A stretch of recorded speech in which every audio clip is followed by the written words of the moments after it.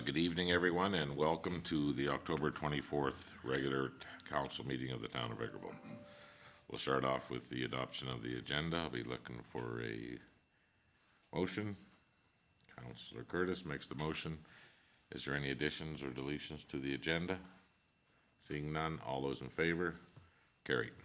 Next, the adoption of our last regular meeting, the minutes. Councillor Barry makes the motion. Any errors or omissions within those minutes? Seeing none, all those in favor? Carried. Okay, so first up, we have a delegation from the Vegreville Library Board. And representing the board tonight will be past chair, Mr. Mike Cooper.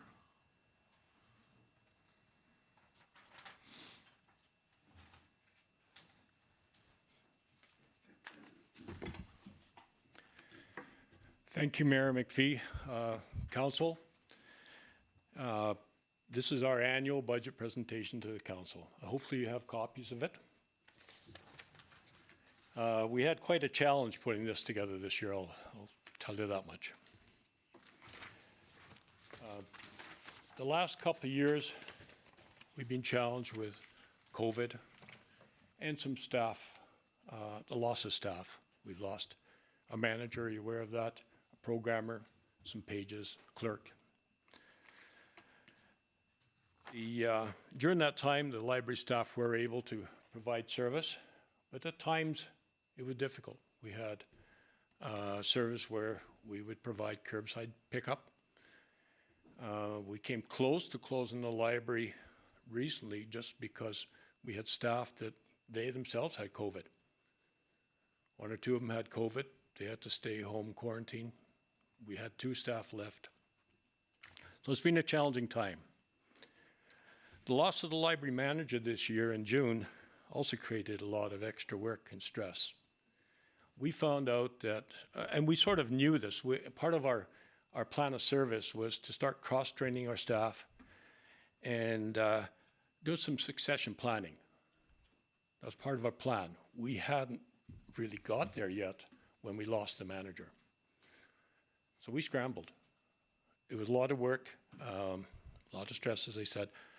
We hired Northern Lights Library System to provide a service for us to help us put the work together to hire a new manager. First of all, we had to make sure we had the right job description. That had to be nailed down. We had to manage salaries, figure out what the right salary. And the 3 different categories of people we could hire, somebody with a master's, somebody with a tech degree, or a tech certificate, or somebody with experience. So we got that done. And while we did it, we also took the opportunity to look at the staff wages. We've talked about this for the last, 3 years, doing a staff wage comparison. Seemed easier each year to just turn around and say, oh, 1.5% across the board. But in all fairness, we really didn't know what the market could bear. So we did an evaluation for the staff positions. We looked at 3 regional libraries, Northern Lights, Marigold, which is Drumheller to Banff area, Parkland, which is Camrose, Youngstown, Stettler, that area, Drayton Valley, basically the center of Alberta. And they have a lot of towns similar size to us. So we used just the wages that our population fit into. We figured out what an average salary was for that and applied that. In addition to that, we took the jobs that the staff had, and at one time they were called Clerk 1, 2, and 3. Whether you're a programmer or a library assistant, didn't seem to matter, you're a clerk. So and it was hard to make an evaluation with all of these library associations. So we took the jobs that these people were doing and said, well, this person's a library assistant, this person's a programmer. So we put them into those job categories. And then we gave that information to Megan. In addition to that, we got Northern Lights Library to look at how much labor we really need to do our job. We recognized that we fell short on our cross-training. We fell short on our succession planning. How many staff do we need to complete that? And this is actually part of our plan of service. So what we're doing is saying how many staff do we need to meet the expectations of a plan of service? So they performed a study along with the help of Kathy, our assistant manager, and came up with some numbers, and those numbers we also gave to Megan as well.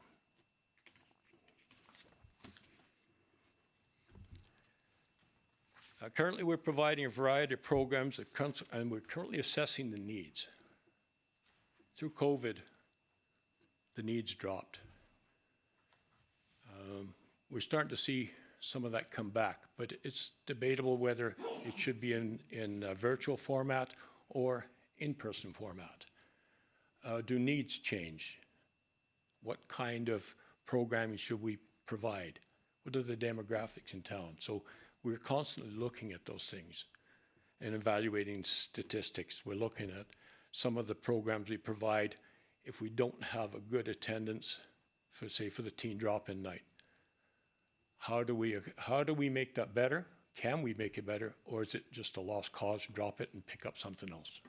So that's part of our program evaluation. During the pandemic, we experienced reduced membership.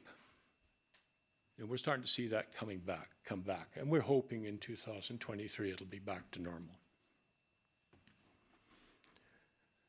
This year we participated in some regional programs with Northern Lights Library. Did that last year and hope to continue to do that. We want to have continued to strengthen our partnership with local community organizations like FCSS. And we continue to make sure our collection contains a variety of material that meets the community's cultural and individual needs. Keep it relevant.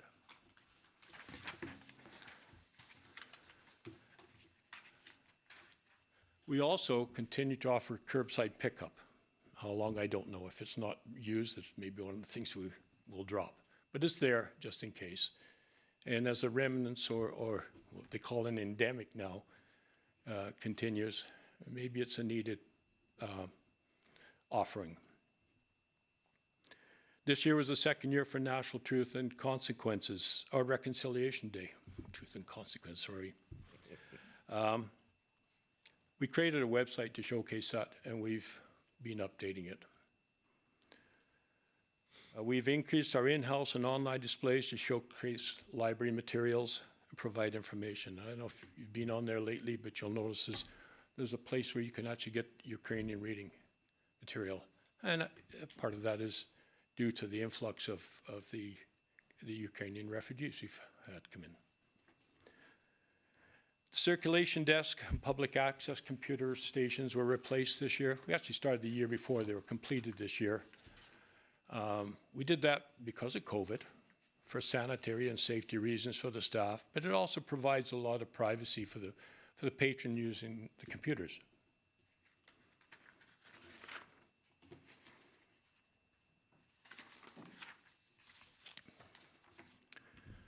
Our mission statement haven't changed. Vegreville strives to be the Centennial Library strives to be Vegreville's community living room. I won't go through the rest, but that's captured it in a nutshell. We want to provide that service to the community. We have a plan of service that is good from 2020 to 2024 for 5 years, and we're still trying to forge through it, although COVID did cause us to struggle in some areas. Objectives we want to meet for the plan of service in 2023. We want to continue to provide programming that meets the needs of varied age and cultural groups. Provide communication and marketing for our programs and services across multiple platforms. I think if we can sell ourselves, let people know what services we have, then we'll have more people using those resources. The Vegreville Public Library was first created in 1920. It's 102 years ago now. We missed our centennial celebration. COVID put a stop to that, but we're still hoping that maybe we can do something in a belated fashion. And one of the things we also wanted to do was work with the schools. They all have libraries. Is there some synergies that we can work with them? Can we provide them resources? There are some things we can't stock. We can't keep educational material in or instructional material, but there are other things that we can help them with. On the next page, there's a snapshot of a presentation that was put together by Northern Lights Library 2 years ago. I tried to get an update for it. They don't have one. However, what I was told is the information on here is relatively the same. The one thing I did look at is they gave me some facts and figures. I received them late today. The value of the library based on, this is 2021, mind you, the value of the library based on the usage of materials, the value of those materials was around $870,000 $870,000. If you look at what our expenses were that year of $356, our net benefit to the community for 2021 was $513,655. Over $500,000. That's our value to the community above and beyond what our expenses were. So the numbers on that page are relatively close, but I wish I had something more current. Now for the budget.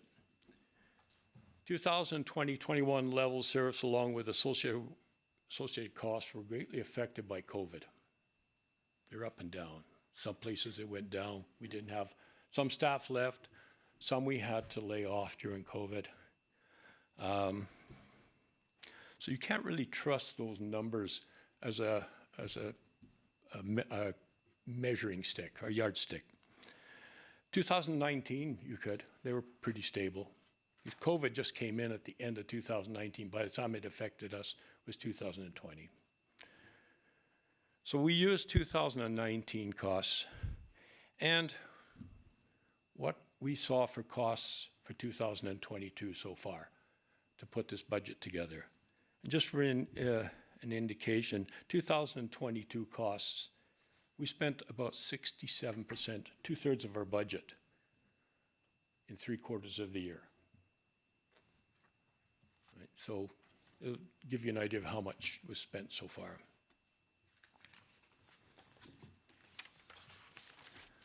For revenue, we use a combination of provincial grants, our own revenue, and municipal operating grants. Provincial grants haven't changed since 2015. Northern Lights Library sent a letter to the provincial government requesting that they raise that amount. It's a per capita amount they give us. Our board has also sent a letter of support for that letter, hoping that the provincial government will raise that grant amount. I don't know if it's going to happen, so this budget does not reflect an increase. The amount of money we collect from the county of Minburn has been steady over the years. They've basically told us that they take the average cost of libraries per patron for the province, which is published by Alberta Libraries Trustees Association, and multiply by the number of patrons in this area, and they give us, I think it was close to $57,000, $58,000. Hasn't changed each year. I don't envision it changing this year either, or for next year, so we kept that amount the same in the budget.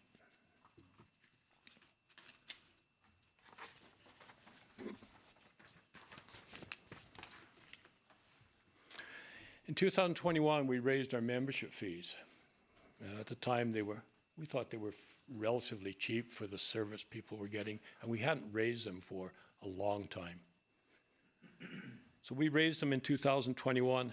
with the intention of raising a further amount 2022, 22 or even 23. We decided at this time, due to the economic times in our community, that it's probably best not to raise that now. The town sponsorship program managed by the Vegreville News Advertiser was terminated. We haven't got a replacement for that yet. It was terminated and COVID hit at the same time, so the community businesses really didn't have a lot of money to give us. Of course, we didn't go knocking on the door either. We do need to start looking at that. I'm not sure which direction the town is going with sponsorship program, but we'd like to work with you in the future if possible. In the past, there are problems found with our library foundation. Been a long time since we sent a report in. There was people, officials for the library foundation that had long since left the foundation. So we scrambled to get it back in good standing. We're there now. Our intention is to start applying for gaming funds. One of the biggest ones we can go for is the casino, get a casino license. But we understand that it's going to be a year and a half, maybe 2 years before we're successful in that venture. So that we don't have that in the budget here, but we're hoping in the future that we can go in that direction. One of the things we don't have on our board right now is a fundraising committee. So we plan to put one together, and their sole purpose will be to look at different fundraising options and try to organize them. So the next page shows you what our revenue expectations are for 2023. I put the 2021 actuals and the budget, 2022 budget, and the 2023 budget. The 2023 budget is $375,314, of which the town we're asking for is $255,628.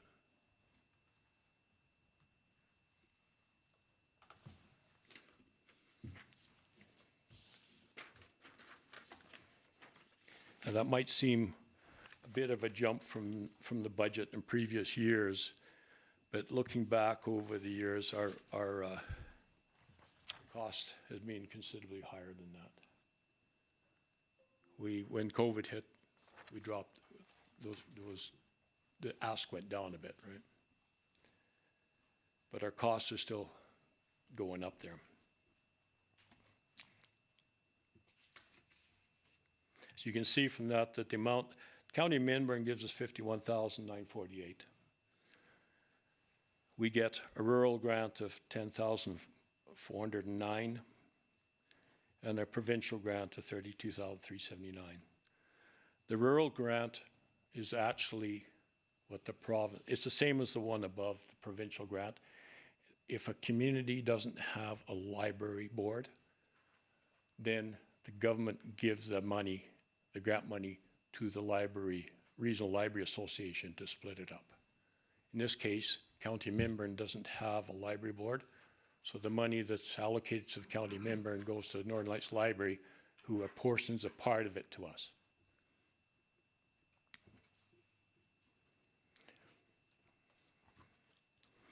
And the other thing we're hoping we can get $18,950 of our own funding. A good portion of that is library fees, if we can get the membership back up to where it was before.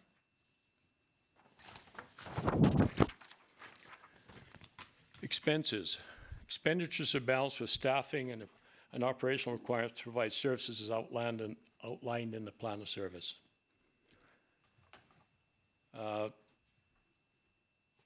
The next paragraph I've already explained, hiring a new manager. We looked at the salary, we also looked at the staff salaries. We looked at a COLA. Now the staff haven't had a cost of living increase since 2020. We looked at the cost of living increase over the last couple of years. The CPI for Alberta in 2021 was 3.3. And so far this year, for the last 12 months up to the end of September, it's 6.2%. So we felt 5% was a reasonable cost of living increase. Now, that cost of living increase was applied to the salary grid. And the staff were dropped in the salary grid where they belong, whichever job. So there are some that didn't get a cost of living increase. There are some that actually got red circled.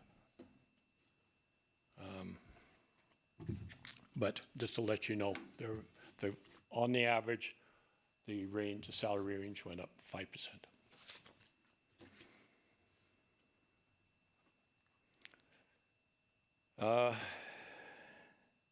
The next paragraph I've explained already. We did undertake a study to find out how many staff members we need to provide for the expectations of the plan of service, including succession planning and cross-training. Northern Lights Library has announced a plan to increase the levy 1.5% this year.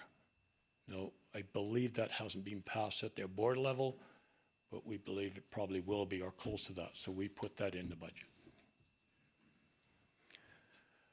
Our operational expenses include $5,000 for furniture replacement. The money will come from our Library Foundation Fund.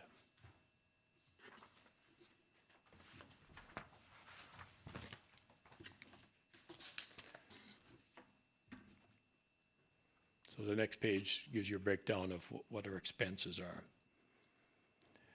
The wages, $282,084. Collection purchases, $18,200. Fees to Northern Light Library, $30,575.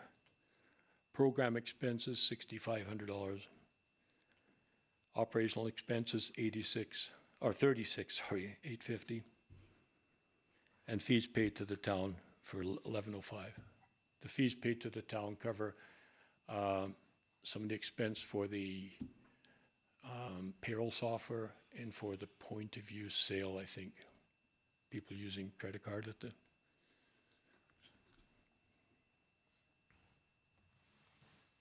That's the end of my presentation, if you have any questions. Well, very good job. Thank you very much. Is there any questions of Mike? Well, that was easy. Well, I just want to say on behalf of council that, and Murray, Chair Murray, you can take it back to your board, is that we know that you guys had a lot of challenges when you were operating during the pandemic, and we were all very proud of the work you guys did and managed that situation, and they got through it with some good ideas and lots of hustle, I would imagine, over there. And I know operating right now is a bit of a challenge, and you can't have a better representative than Councillor Rudig. She keeps us up to date with everything that's going on the board. She's a very good advocate for the library board. So, your plan of service is a good start, and having a fundraising committee, I think that bringing that back, personally, I think is going to help the library.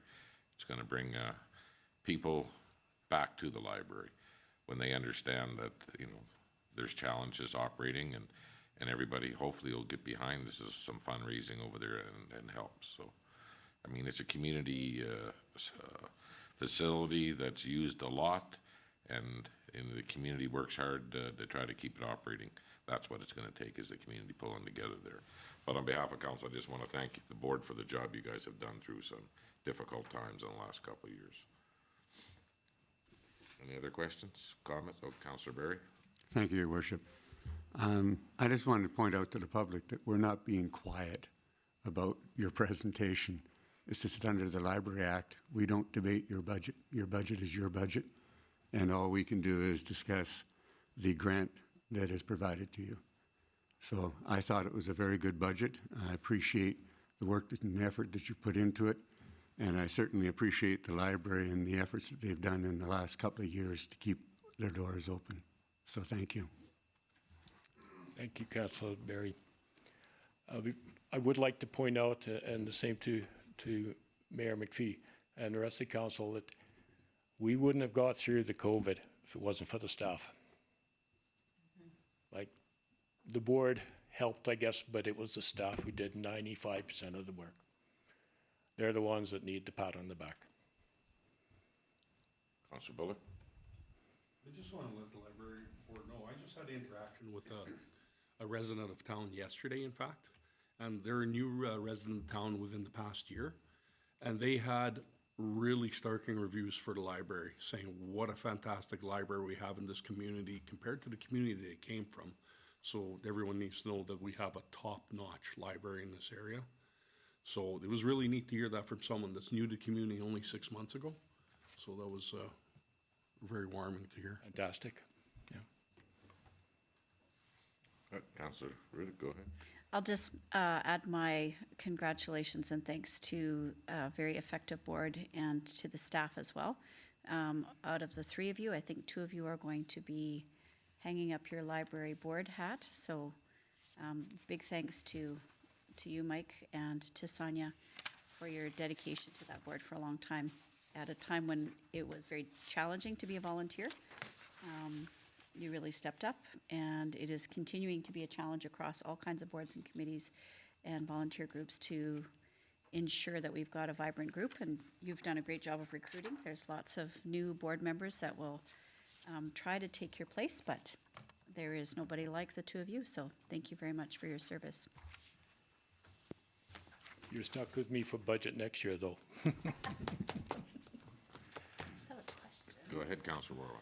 I don't know if this is something you'll be able to answer today, but I had heard from a neighboring community that they said that since COVID has come back and they've been assessing the kinds of people they're coming in and the stuff they're looking to do, that they're finding that the patrons that have been coming in have been requiring a lot more one-on-ones, like assistance, that they're utilizing computers a little bit more, but they're requiring a lot of assistance. Have you heard that at all from your staff? I can't say if I have. I know that the attendance is increasing. We try not to spend a lot of time teaching computer skills. Yeah. Get them logged onto the computer, yes, but then beyond that, I think there's help here and there, but it's not what we provide as a core service. Yeah, because it's a lot of extra strain on the staff, but I just heard from a couple areas around that they were saying that with some service changes that have been offered in communities, that they're seeing that a lot more people were using the public computer systems, but then weren't always able to access them, so it was taking a lot more time with some of the staff. So I think that's pretty commendable when they're having to deal with that, but it's probably something they're going to face for a while. I mean, I think we're hearing a lot of that, and also it seems that everyone's kind of been bringing forward that more and more things are only accessible online. So I think that's making it harder too when it comes to even forms and programs that more people are using public computer systems. So thank you. Thank you. Okay, well, thank you for your presentation, past Chair Mr. Cooper, and I hear you're off to England, so enjoy your trip. I'm going to vote in a new prime minister. Okay, thank you very much. Mike will be the next prime minister. He has to live in the, he can't move from town, his wife won't let him. There you go.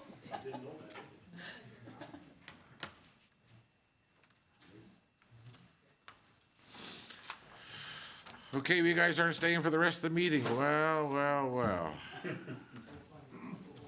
I'll go watch it online. Okay. Thanks for coming, Murray Sonia. Thank you. Okay, next up, we have correspondence, and we have a letter from Elaine Kuchar with Vegreville Transportation Service Society. Dear Mayor McPhee, what? Oh, Northern Lights.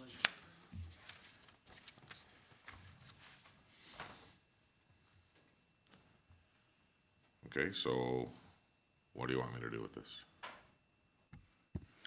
It's up to you, Your Worship, but I think it's probably sufficient to just read through right down to maybe number 2, or I can do it if you want there. It kind of confirms what the delegation just said about the increase for Northern Lights Library. Okay, so we do have a letter from the Northern Lights Library Systems, and it's from James McDonald, and they're just reconfirming that there will be an increase of 1.5 on the levy to the town of Vegreville. So, take a motion to receive and file. Councillor Barry makes that motion. All those in favor? Carried. Next up is the letter from the VTSS. On behalf of the town of Vegreville Transportation Service Society, I would like to thank you for your decision to once again provide funding to our organization. The generous grant in the amount of $22,000 is greatly appreciated. The funding will help to solidify the financial footing of the VTSS as we navigate into 2023 and support consistent service levels in the future. There is no way that this letter can adequately convey how much VTSS appreciates your generosity. Our clients are greatly enriched by this service. So this is something that's going to be on our budget. Okay, so take a motion to receive and file. Councillor Curtis makes the motion. Any discussion? All those, go ahead. I was just going to mention, as someone who's at the board, this wasn't a discussion that we had prior to this coming. So this is sort of similar to the letter we received the previous year, but it wasn't from like a council direction or anything. So we'll be looking forward to looking at it at budget time. Okay. No other comments? All those in favor? Carried. Thank you. Next up is the monthly cash statement, and I do believe Director Saskew, you're up. Thank you, Your Worship. So this is the monthly cash statement for the month of September 30th, 2022.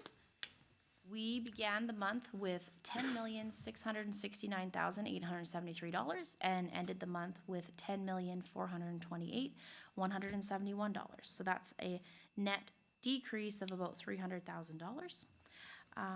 Some of the major sources of cash in the month were some arrears payment on taxes for approximately $57,000, Minburn County Rec Grant, $309,500, and then we also received a lovely payment from Her Majesty the Queen before her passing for grants in place of taxes of $984,587. So that's nice to see. Paid before December for once. Major uses of cash were $184,000 in debenture payments, $430,000 for the school requisition, $82,000 for the separate school requisition, $200,699 payment to Minburn Lodge for their requisition, and $100,000 for the purchase of our new columbarium. So, an interest income of $24,000. So. That is what I have for my statement of cash. If anyone has any questions? No questions? When you said the Queen, you meant the province, correct? Yes. Okay. On the title, it says Her Majesty the Queen. Well, that'll soon change. Yes. The last one. Yeah. That'd be the last payment, correct? So if there's no further questions on this, I'll take a motion. As presented, Councillor Rudick makes the motion. All those in favor? Carried. Looks like you got the agenda for a while, so keep rolling. Thank you, Your Worship. Okay, so this is, Yeah. oh yes. Do we have to make a statement of that, or that's fine? I'll just let everybody know that Councillor Curtis has left the room. The fact that he works for ATCO. Okay. Good. My apologies for not giving him time. Okay, so this is the proposal to approve the 2023 ATCO franchise fee. So the background, our franchise fee agreements with ATCO allow for annual changes to the franchise fee percentage. If the town wishes to amend the franchise fees, ATCO must receive a request prior to November 1st, 2022. The letters received from ATCO outline the projected franchise fee revenues at current rates for 2023. Below is a comparison of the 2021 and 2022 budget. So you can see the 2023 projections are very close to 2022 budget as we had. Financial implication is the town of Vegreville will budget franchise fees in accordance with council direction. And administration's recommendation is to leave 2023 ATCO gas and electric franchise fee percentages at 2022 rates. Okay, thank you. Thank you. Take a motion for the recommendation. Counselor Warwa makes the motion. Any discussions? Seeing none, all those in favor? Carried.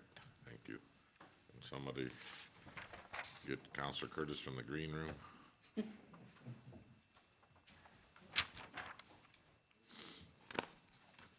just give him a minute to get reseated.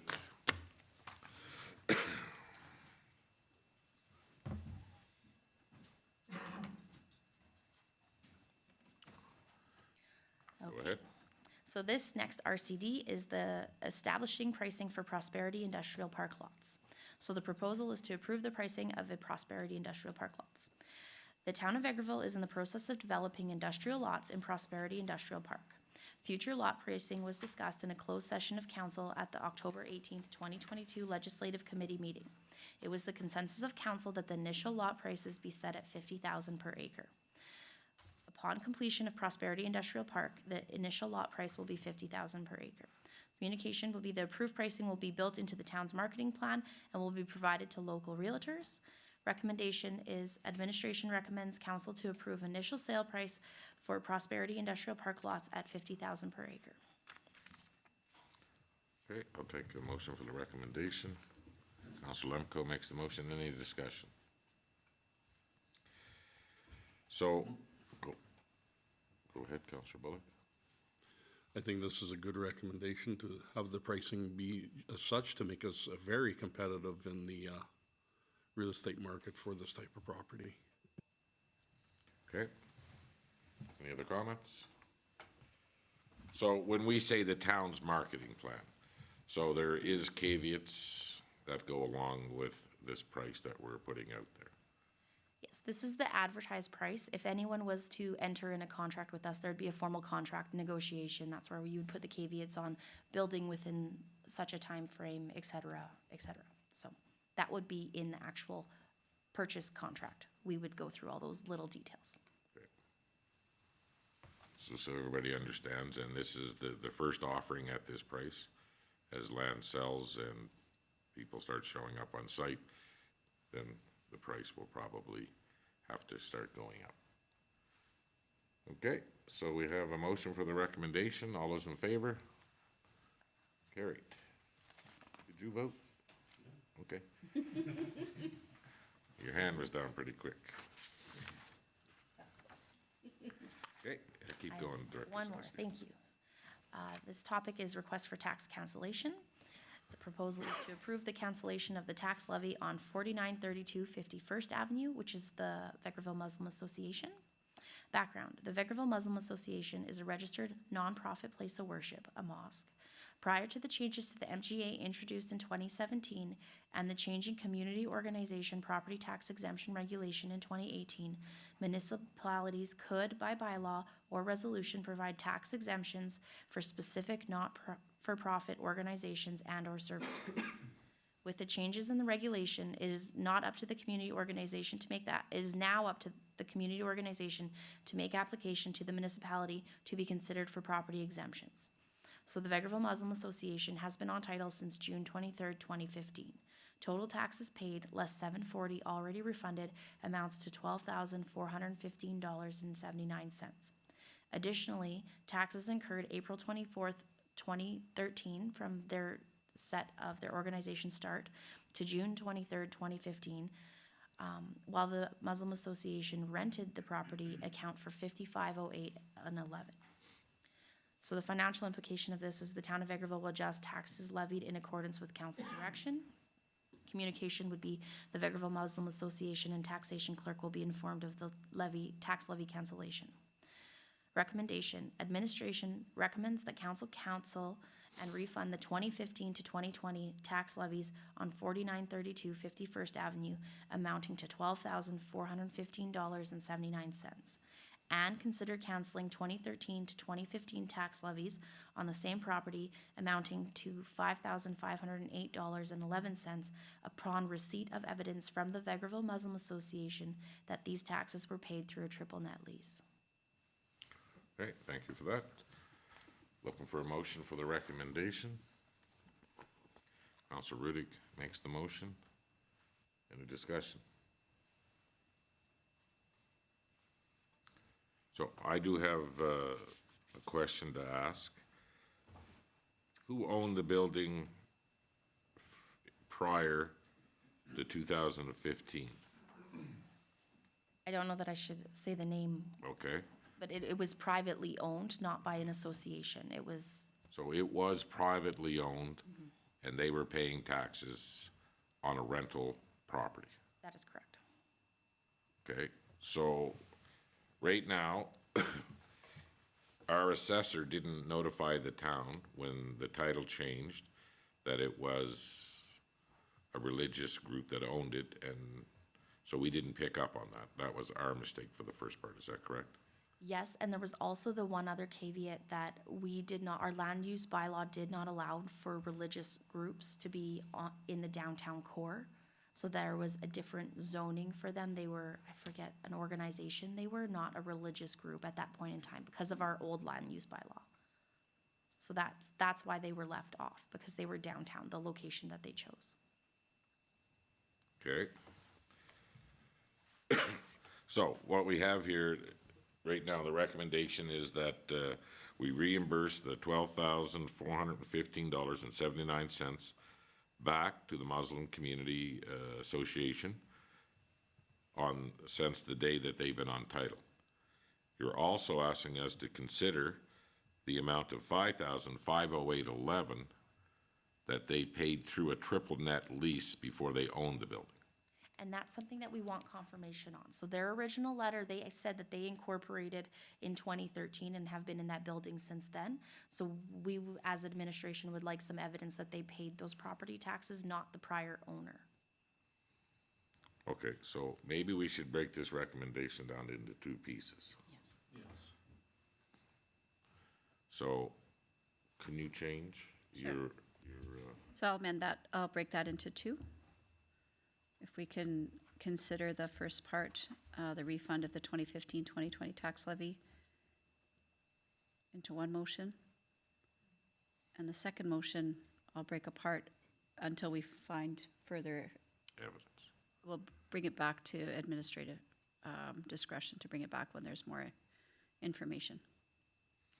Okay, so the way the motion stands right now, that we're voting on the recommendation on the first part of the $12,415.79 since they've been on title, and the other amount will become another motion on a later date upon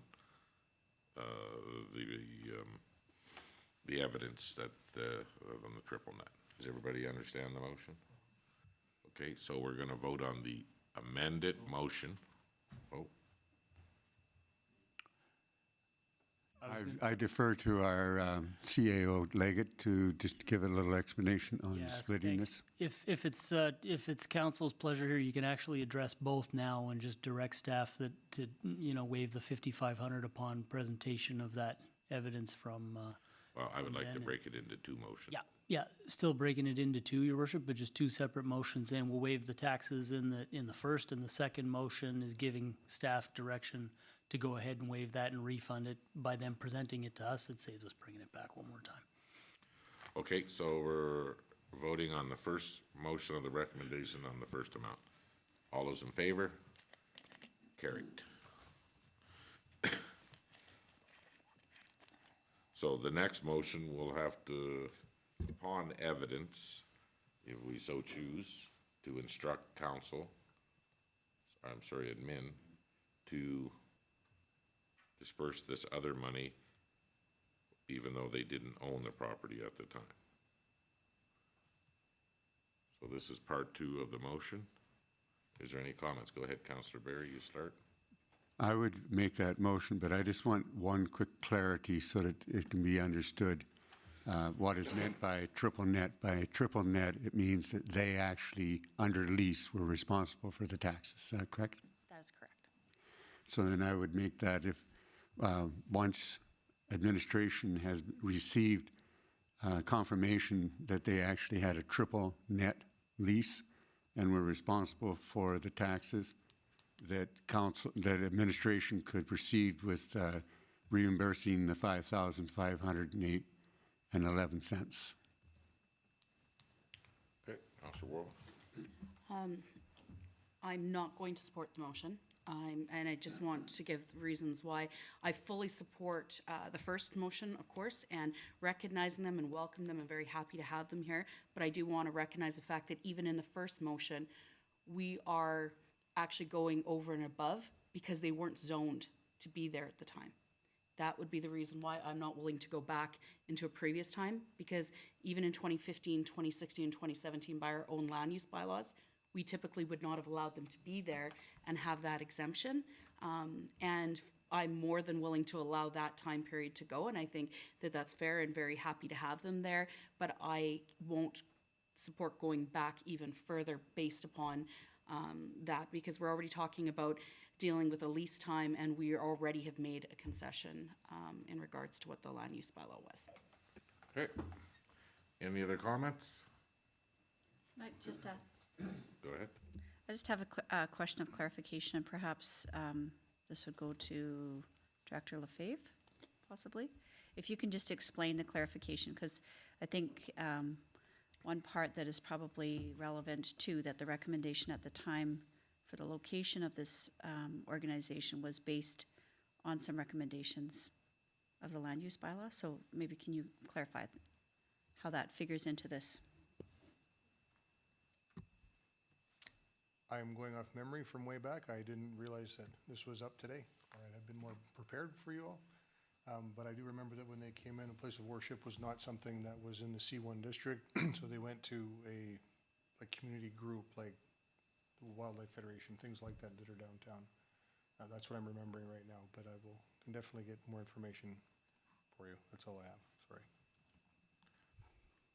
And I do believe that that was the case. Instead of being registered as a Church, place of worship. they had changed how their association so that they could fit into the zone. So if there's any other questions? Okay, so we're voting on the second motion now on the $5,508.11 that we will give permission to admin to pay that upon evidence of the triple net lease. All those in favor? Opposed? There you have it. Next up. Oh, so you're done? Look at you go. Done. CAO Leggett is next. Thank you, Your Worship. Me for a few on this one. This is just closing the loop on the discussions about the council remuneration matters moving forward. So the first one in front of you here is to revise policy FIN 6002, the travel and expense policy. At the October 4th, 2022 Legislative Committee meeting, Council discussed the recommendations made by the Council Remuneration Committee regarding policy FIN 6002. The committee did not recommend any changes to the travel and expense policy. However, administration has made a minor change to section 3.4 noted below, changing the wording from 3.4 around a little bit and then also adding 3.41. So the communication strategy will be forwarded to members of council as well as senior management, and the policy will be accessible on the town's shared drive. And the recommendation is that council approve policy FIN 6002, travel and expense, effective January 1st, 2023. Okay, take a motion for the recommendation. Councillor Wawa makes the motion. Any discussion? Go ahead, Councillor Barry. Thank you, Your Worship. Can I ask the question, under this, does this also include the reimbursement of mileage for driving? Because with all of the changes that have happened over the past, I'm just wondering if that reimbursement, it's based on the provincial, I believe, whether that reimbursement is sufficient for the cost of gasoline nowadays. Thank you, Councillor Berry. That did come up at the committee meeting, so I would defer to the chairperson for comments on that. So it's customary for the remuneration committee to meet once during a council term, but based on that concern that this would come back in 2 years, so that there would be another opportunity to address that because these travel and expenses are based on the provincial Treasury Board recommendation for their staff. And until such time that they've made an adjustment, we wouldn't adjust ours. But the remuneration committee would be meeting again in 2 years. Thank you. So, could I ask, the intent was if the province changes their mileage reimbursement, then we would automatically change that with that? Not that we would automatically change, that we would reconvene, I believe was the discussion, or was it automatically? Yeah, my recollection was automatically, Councillor, because we were pointing to the provincial rate. The second that changed, it became our new rate. Sorry, my apologies. Sandra? CA don't like it's correct the way the policy is written, is it defers to the provincial rates. Okay, you're good? Okay, all those in favor of the recommendation? Carried, thank you. And you're up again. Me again. So topic on this one is FIN 6003, the council remuneration policy. Background, again, at the October 4th, 2022 Legislative Committee meeting, council discussed the recommendations made by the Remuneration Committee regarding FIN 6003. The committee recommended the following changes to the council remuneration policy. Move to fixed annual recommendation for members of council and the mayor in the following amounts.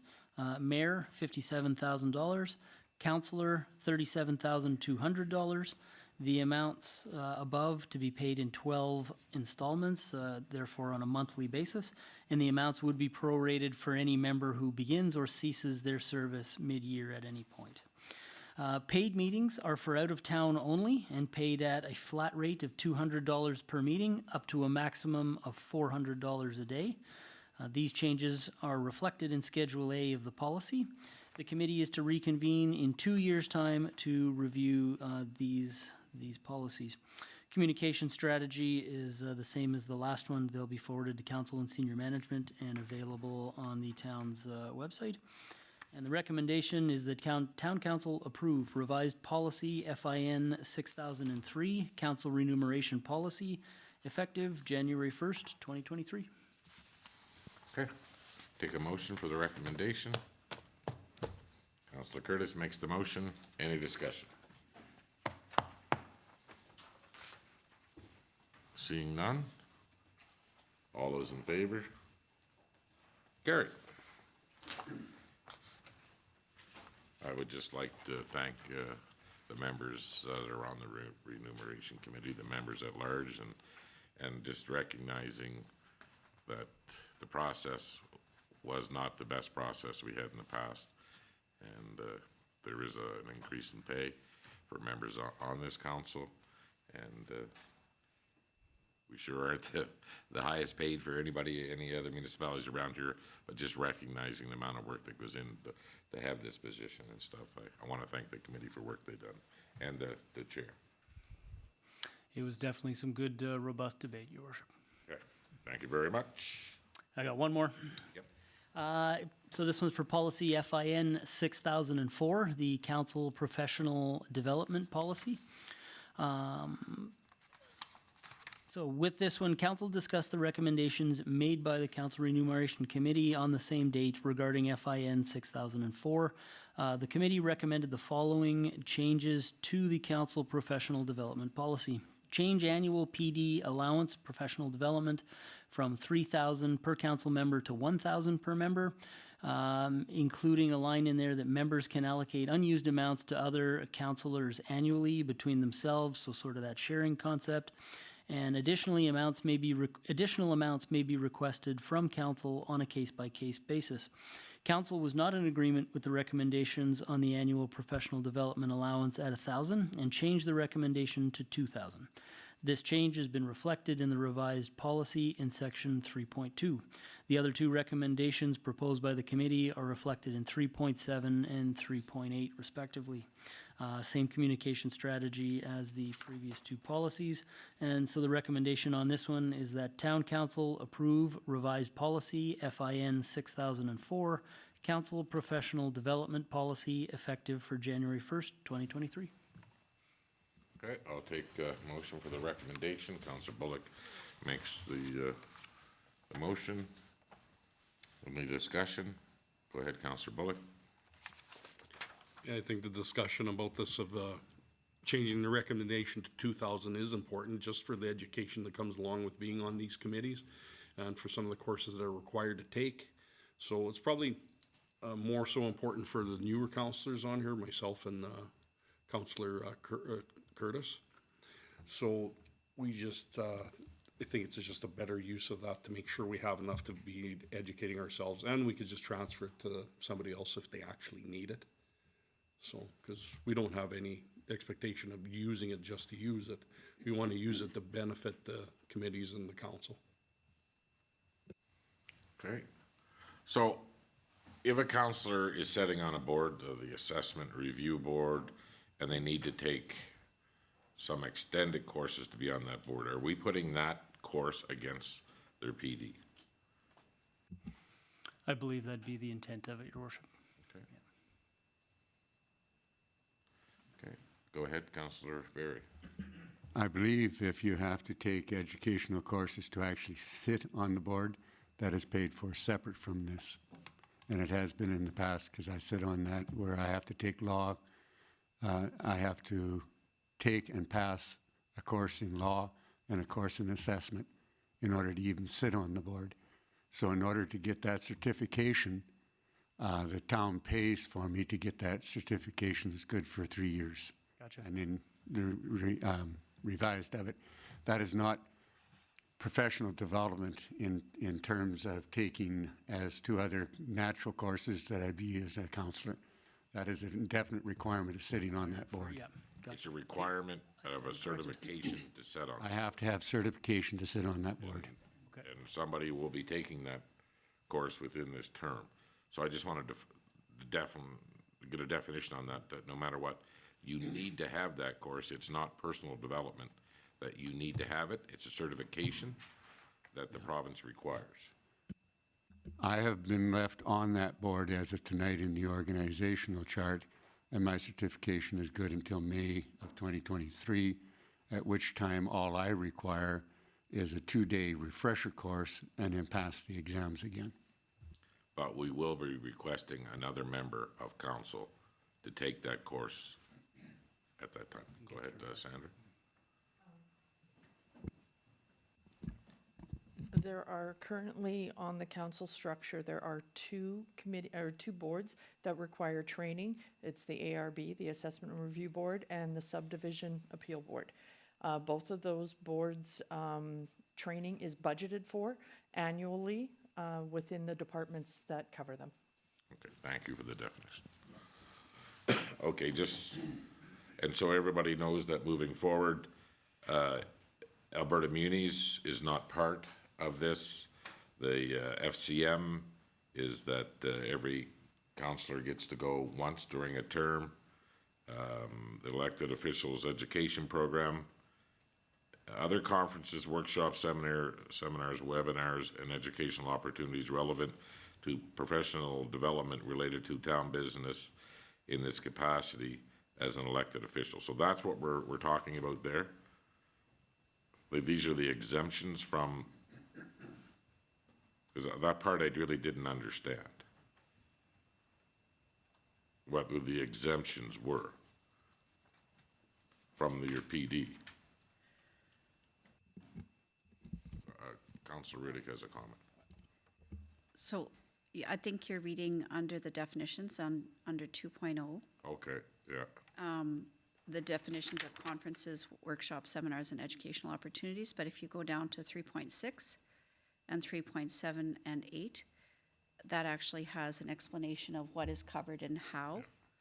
So 3.6 delineates the separation of Alberta Munis, the FCM conference once per term, as well as the ARB and SDAB compulsory training as being set as part of a larger budgetary process, not part of this budget.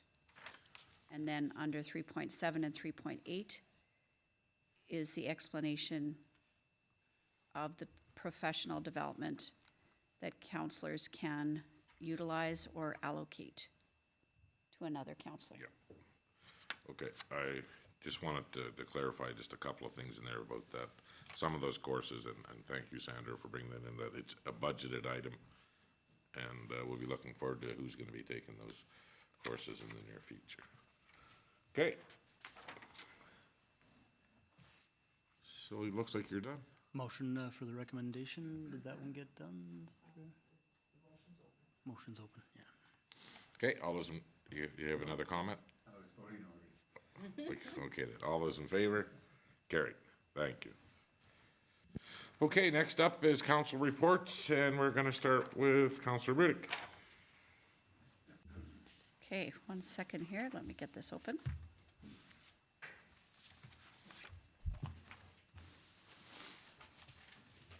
Apologies. So I won't go the extra September 27th to the last council meeting that I missed because that wasn't on my previous report as I was not here. But I'll take up from the last council meeting, which I believe was on October the 12th. Thank you. Thank you for helping me with that, Councillor Lemko. As I was away October 9th to 16th with FCM, once every 3 years, there is a World Congress for the United Cities for Local Government. So I was attending that meeting on behalf of FCM delegation. It was a great honor to be able to utilize Vegreville examples of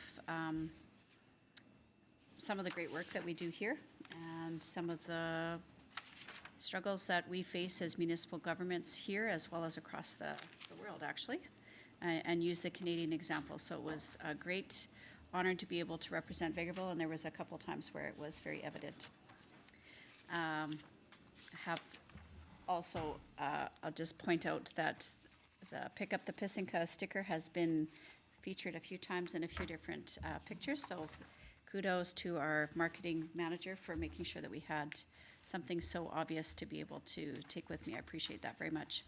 I wanted to make note on October 20th and 19th, I had the Vegreville Centennial Library Board meeting. You heard tonight about the budget process that we've been discussing, and I want to also make special note of some of the details that past Chair Mike Cooper referred to, talking about the service levels and evaluating what type of work we have being completed by which positions, and making sure that we're consistent across the region to be able to do those kind of comparators. It was actually a great exercise, one specifically suited for him, but it was a great way to be able to delve into what kind of service levels we're providing and how many people actually need to be employed to be able to complete that work. So it was actually a great way to be able to peel back a budget and think about how to plan for the future with specific expectations. As far as our MD Minburn Foundation, we continue to have some good conversation about planning for the future. I'm assuming that Councillor Lemko will also refer to that. But some of the things that we've been discussing there is making sure that we continue to have good conversations with stakeholders and figuring out how we continue to be able to plan for the future. We're currently sitting at a situation where we have the highest residency at the lodge in a number of years, despite the fact that a lot of the rooms are not necessarily suited for the type of accommodation that seniors are looking for. So we've renovated another suite that will become available imminently. So it's underway right now.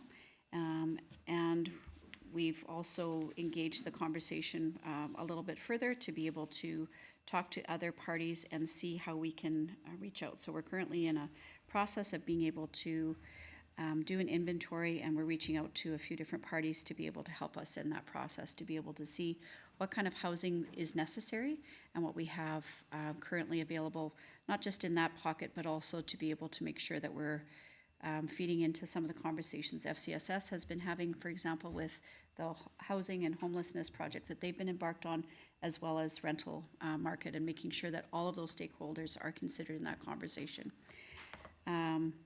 So yeah, we're very excited about that. And just as a practical note too, we've got a few suites that aren't necessarily appealing to outside residents, and because we have good conversations between our various boards, we've got a student nurse that's doing a practicum at the St. Joseph's Hospital who could not find accommodation or rental, and we were able to find a rental suite at the Homestead Lodge, and it's a great arrangement. She has a built-in set of multiple grandparents and staff. She is getting treated to not only having a place to live, but also getting a firsthand experience of what it means to be living in a rural community. So again, thinking outside the box and making sure that we're doing that cross-board and committee consideration has been really effective. So I will just leave it at that, and also give kudos to Vegreville Manor for 20 years of exemplary service to the community, both for seniors as well as accommodating some non-traditional residents that we saw there the other day too. And that's my report. Thank you. Starting off on October 18th was a pretty busy day there. We had our active meeting in the morning, Royal Purple proclamation. We had a photo with the lovely ladies there in the front of the building. And we had our Hatley group do our museum presentation, as well as a ledge meeting that evening. October 19th, we did our budget planning. And then today, FCSS meeting earlier, and again, Councillor Waralba and I are going to split it up a little bit here. So one of the big things we talked about again is just the I'd say the lack of volunteering, or the lack of people available to volunteer. It's hitting a lot of nonprofit groups really hard and making it difficult to put on some good, things for the community to raise funds. We're kind of looking at and talking about, why is this happening? So with the lack of volunteers, is it our aging population, smaller families? A lot of people nowadays get an option. Instead of actually going out and volunteering, you can just pay your fundraising, and it takes away from some of that community spirit and mindfulness. So we're looking at possibly getting representation from a lot of the nonprofits in the community and having a meeting to discuss and workshop kind of thoughts on how we can pick this back up again post-COVID. So more info to come from that. And that's all for me for there, and then our council meeting tonight. Thank you very much. Councillor Lemko? Thank you, Your Worship. October 12th, I attended the fire department open house. I was once again happy to walk into the fire hall again to see the firefighters, the volunteer firefighters we have, and the pride they take in that building, and presenting an open house to the community. So kudos to them. October 15th, 16th was the final weekend of the corn maze, which saw close to 400 people attend on Sunday and 400 on Saturday, roughly. And then the 17th was the corn maze cleanup. You'll note that if you drive by the place now, you'll never know there was corn there, but you could have drove by there in August and you probably never know there was corn there. Just a funny one. But kudos to the town staff who helped us clean up. Kudos to the committee and those members of the community that came out and put the final touches on that. October 18th, I had a Go East of Edmonton board meeting, and a lot of discussion that day was regarding around the AGM. They're hosting their 10th anniversary and annual general meeting at Métis Crossing this year. There'll be presentations from Métis Crossing, actually, Travel Alberta. It sounds like they're looking at changing from 6 regions to more regions, like going from the northeast to Lakeland, Parkland, and those kind of things, going back to the smaller regions, just to put an emphasis on tourism in Alberta, and I think they're ramping up that way through Travel Alberta. If you're interested in attending the AGM, it's open. It's $40, but you get the presentation, and you get a meal by Indigenous culinary masters who are going to bring you some Métis culture right to your table. So it's an opportunity. It's Wednesday, November 2nd from 11:30 till 3 o'clock. So please sign up if you're interested in going. The 18th was also the Hatley group presentation on the museum. Ledge meeting, budget meeting on the 19th. Also, the 19th evening, I attended the Chamber of Commerce AGM at the golf course, and I got to sit and listen to an excellent presentation by Bob Biswalko from the Alberta Hub, who is one of our own, but a very enlightening presentation. I was quite pleased that I attended. The 20th was the Minburn Foundation meeting, which Councillor Rudick spoke about. We had a presentation from I gotta check my notes. I think they're called the Rural Development Network. A little bit more insight into doing a community needs assessment and what the challenges and how that works with that group. So as we continue to strive to bring that building up to better standard than what it is right now, we need to have something aging in place, and it's a struggle. So the board continues to look at ways to possibly finance a new building and that kind of stuff. But baby steps. Veg Manor, the 20th anniversary on the 21st, and my kudos go out to the people there, but the kudos go out to the staff as well, who have some long-serving members there that have been there a long time, and they make excellent carrot cake. And then today, the PV Mart presentation for a non-residential development incentive, org meeting, and tonight's council meeting, your worship, and that's all. Thank you very much. I will probably attend with Councillor Nemko, the Go East. So do we? Your worship, we'll just get you registered. I'll just talk to Anya and she'll register you. Okay, thank you. Councillor Werba. Thank you, Your Worship. On October 12th, after the regular council meeting, I also attended the fire department open house and wanted to say kudos on getting a little demonstration on their drying system that they put together. Thought it was pretty, pretty innovative and very fiscally responsible and actually super effective. So that was really cool. Also enjoyed the conversations with them about their extrication equipment. You know, when we budget an item, we discuss and we get the recommendations, but it was pretty interesting to see, I guess it's fair to say this, a very tiny member of the fire department being able to handle the equipment. And as somebody who has been through an extrication themselves, I thought it was really touching to see how passionate they are about thinking about getting somebody out and just talking about the different challenges that they've faced, especially if they were hitting colder weather and stuff. So I was very impressed with the equipment that we saw. So on the 18th, I had the legislative meeting. The 19th was our pre-budget meeting. And the one thing I wanted to mention that was a little outside of my scope was on the 22nd. So this Sunday, I got to go to the Warwick Ladies 100th anniversary celebration and speak to them on behalf of the federal government, which was nice. And I had a small opportunity to just speak as a Vegreville councillor, and it kind of ties into what Councillor Curtis was saying about talking about volunteers and how difficult it is, and it's, I think, even that much more touching to see the success of this group celebrating 100 years.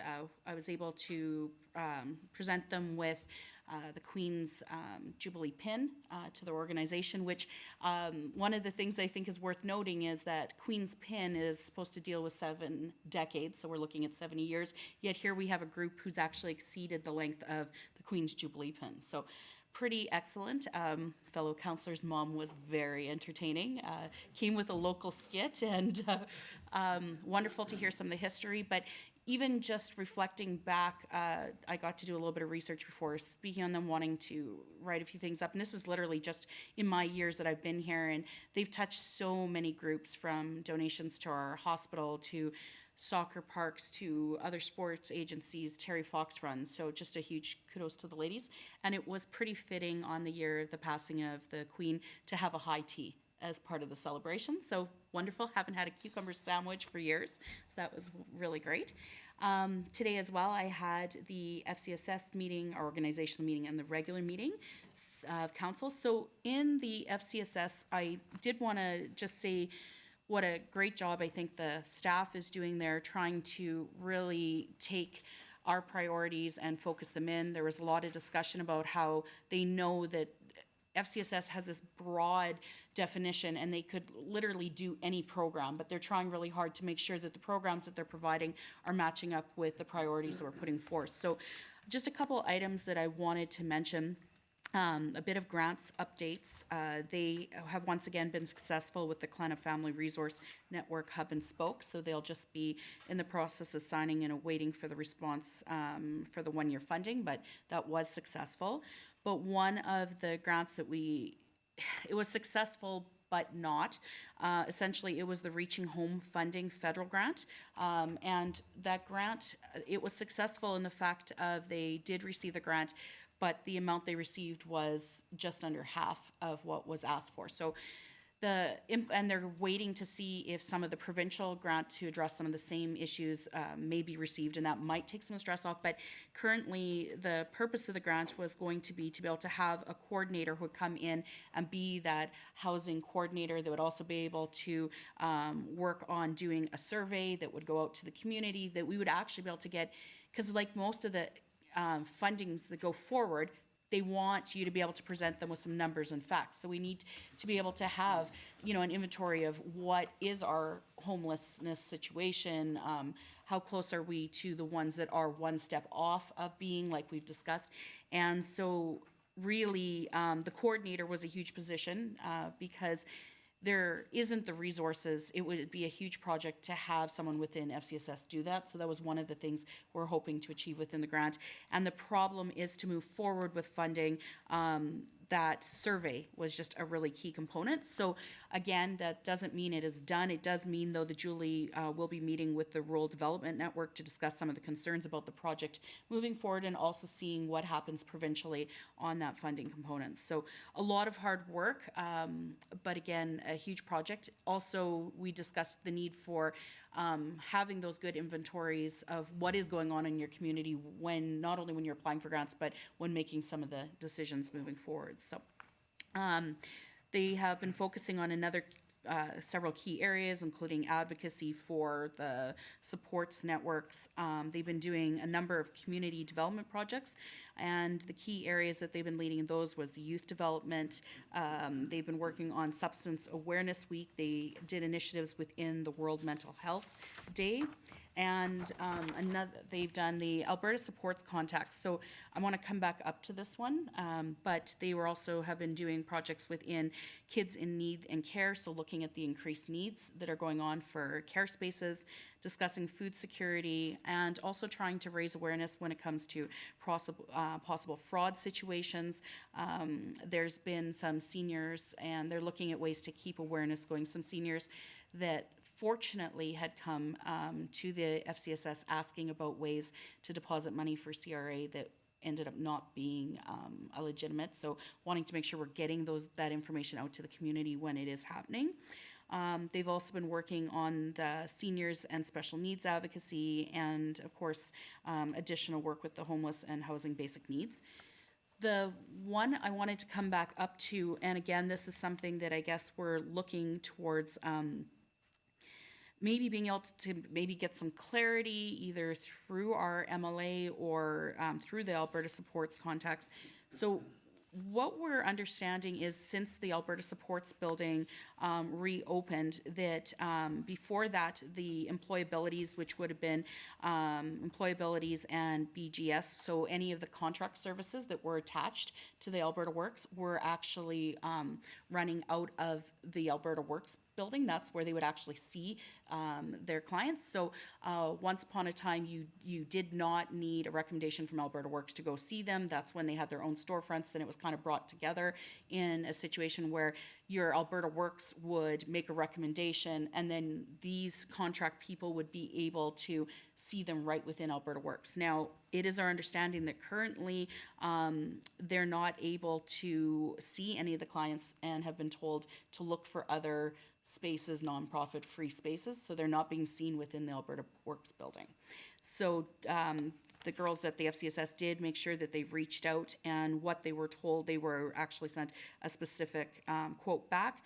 When it came to looking through employabilities, it says employabilities is a contracted service provider, and the Alberta Supports Office is not open for contractors to meet with their clients at this time. We are to find alternate locations to meet clients as such, we're seeking suitable locations with clients who require in-person meetings. And then also sort of the same thing when BGS was also looking for space. So they were utilizing areas like in the library and Vegreville. So just something they're maybe asking if we can help get a clarification on a little bit as to, is the plan for them to be able to come back in? Is there a reason why? We're not sure what their contracts were originally, whether they were allocated a space, but just something to look at, because it seems like a natural fusion that employabilities and these types of contract services would be with Alberta Works if they're still directing them, essentially. So that was one thing. And then the one last one I have from that meeting is just the hope that comes from this group that maybe as a council we can be advocating to the province for civil societies grants. It seems right now that the civil societies grants that are available were supposed to help non-profits that were able to maybe pick up, if for lack of better words, the slack of some of the services that are downloaded, but it appears right now from the way it's set up, really only the urban centers are able to access that. So I'm going to be looking into it. Just got brought up to us a little bit today. I'm going to look into the scope, but once we bring it back, it might be something they might be asking for us to do a little bit of outreach to make sure that there's maybe either a rural component or an easier accessibility for rural components for civil societies. So that was a fair amount, and I will get more info, but we finished the meeting about 10 minutes before we start this one, so that's all I got.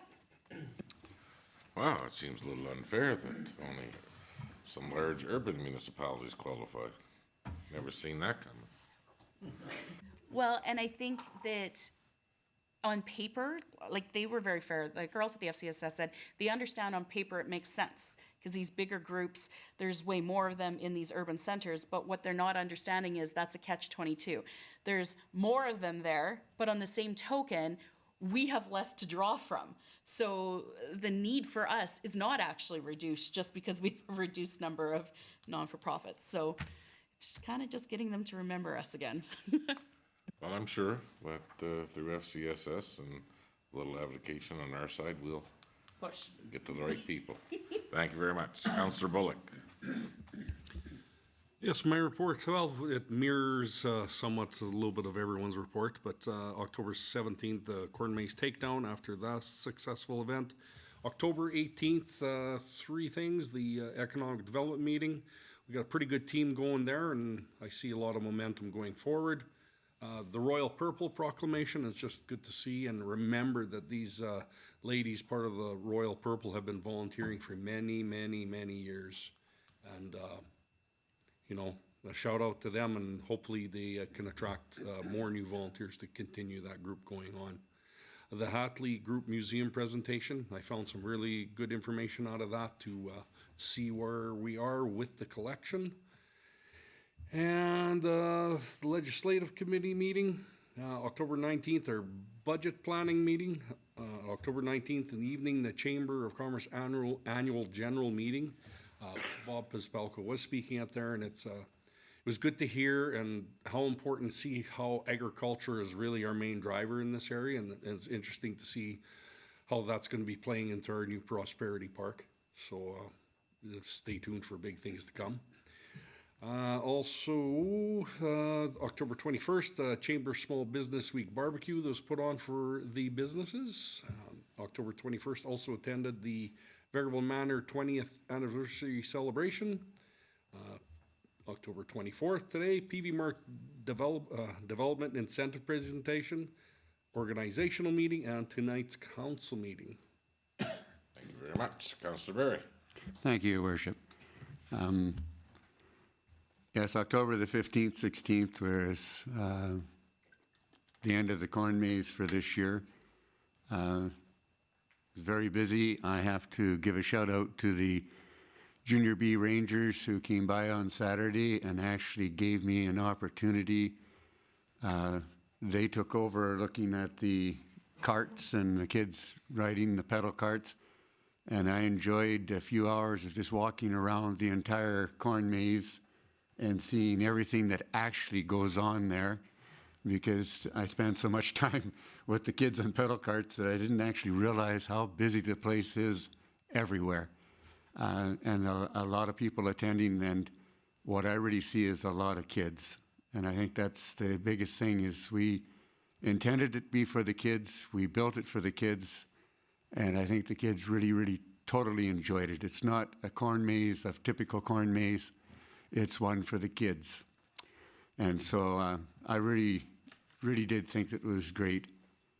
On the 17th, the next day, I have to say that Mark Varga put in a lot of work, come out, and it's the first time that I didn't even take down most of the stuff within the corn maze. She went in and took everything down, all my signs and etc., while I was doing things with other councillors.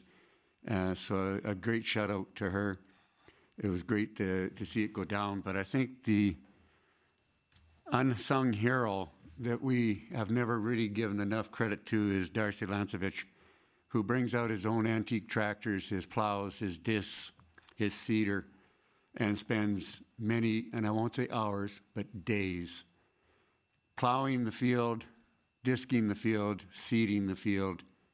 And this year he actually, for the cleanup, he was not only just there Friday, on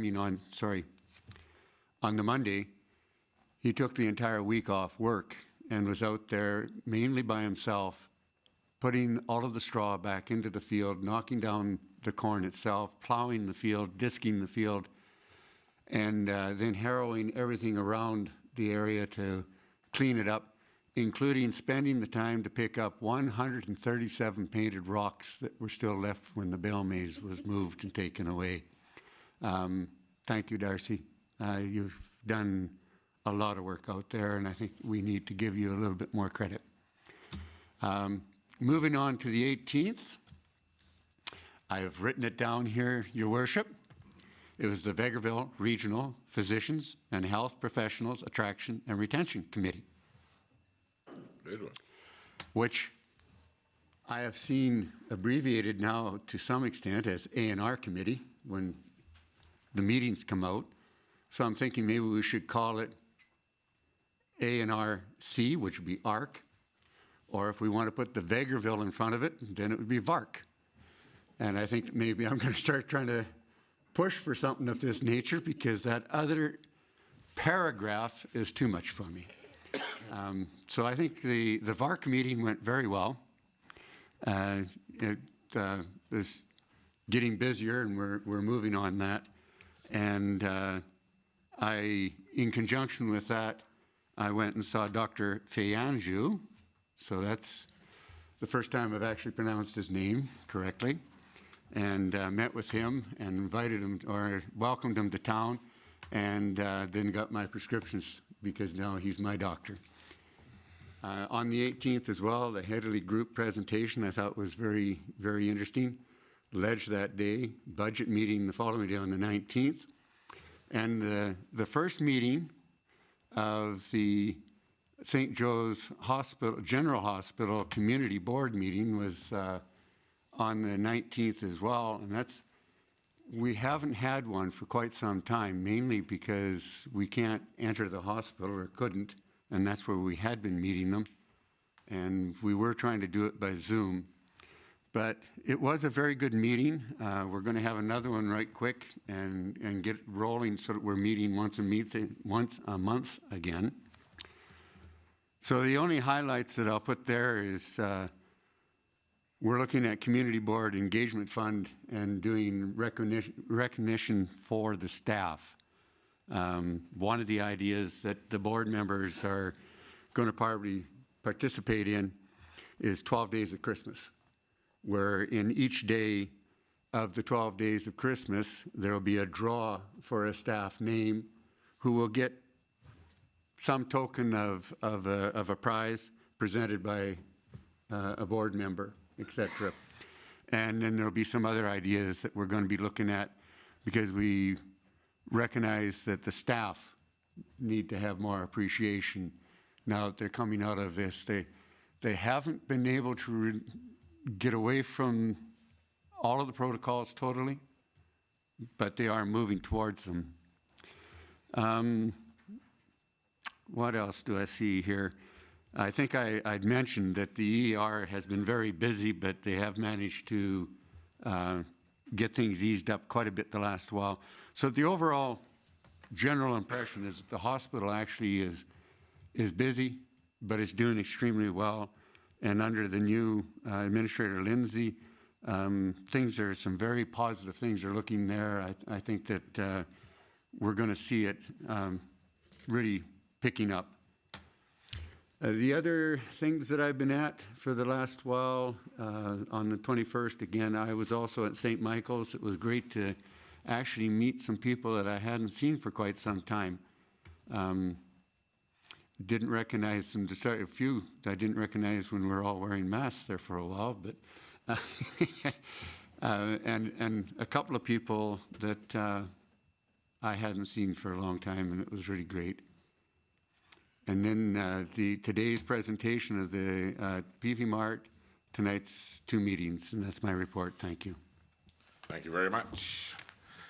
So, on October the 12th, I left the meeting here and went over to the fire hall with those councillors that could attend, and it was nice to see so many happy faces, and got to look at their drying, their rendition of a drying rack, which was really very innovative, and to see the pride they took in their new tools, and to hear about the research that they put in before they purchased the tools was really good, and the fact that just makes them a lot quicker on site and everything, and you know, it was very nice to be able to go in and talk to the members there.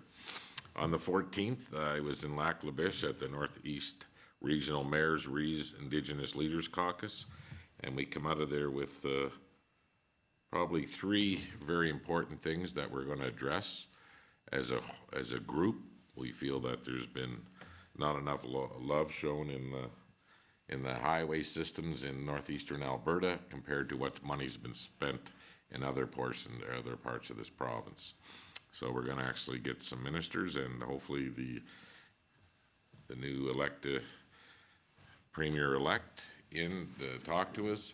We're looking at the non-medical transfers as a whole region, what it's going to take to be able to free up some of the ambulance and keep them in our communities.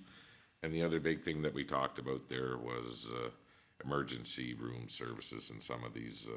We've been very lucky compared to other communities when they're shutting down emergencies for weeks at a time, and it's not good for communities, you know, like when you look at Bonnyville and Boyle and these situations, it's just out of hand. And how most people end up at Smoky Lake, I don't even know how they try to manage it when these emergency rooms are closed.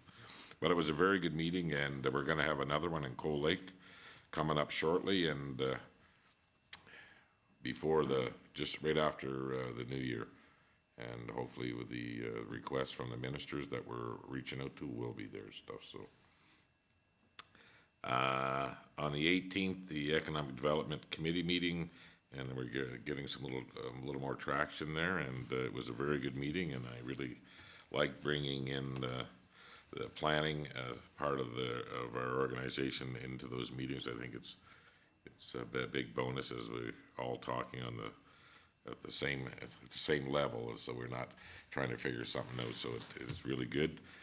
The Hatley Group presentation on the museum, which I thought was very interesting, and we'll see where that goes from here. The LEDS meeting, the budget planning meeting, I went to the Chamber AGM, and the manager of Alberta Hub spoke, and I wish there could have been more of the businesses represented in our town, but wasn't. And then the Salute to Small Business Barbecue on the 21st.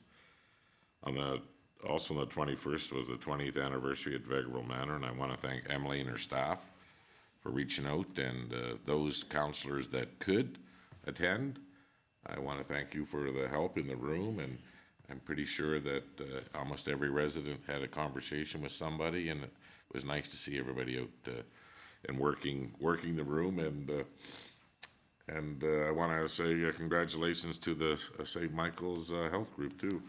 You know, they run a very nice facility. I mean, it doesn't seem like 20 years ago when they started building that facility, and was wondering how this was all going to work. You seen because it came in modules and they were setting all over the road, and figuring how they got to put this thing together. But it's been there 20 years, and it's been very successful. So today we are at PV Mart for the incentive program check presentation, and the owner of the building was very quick to point out a few facts to me that we had talked about before he went ahead with the build, and I told him we will do what we can to help him. Then tonight's organizational meeting and tonight's council meeting. And again, I want to thank everybody for the time and effort they put into all their committees, and showing up to support other councillors when needed. So at this time, is there any other business of council? Seeing none, I will take a motion to go into closed session for our next part. Councillor Bullock makes the motion. All those in favor? Carried. Thank you all very much. Don't say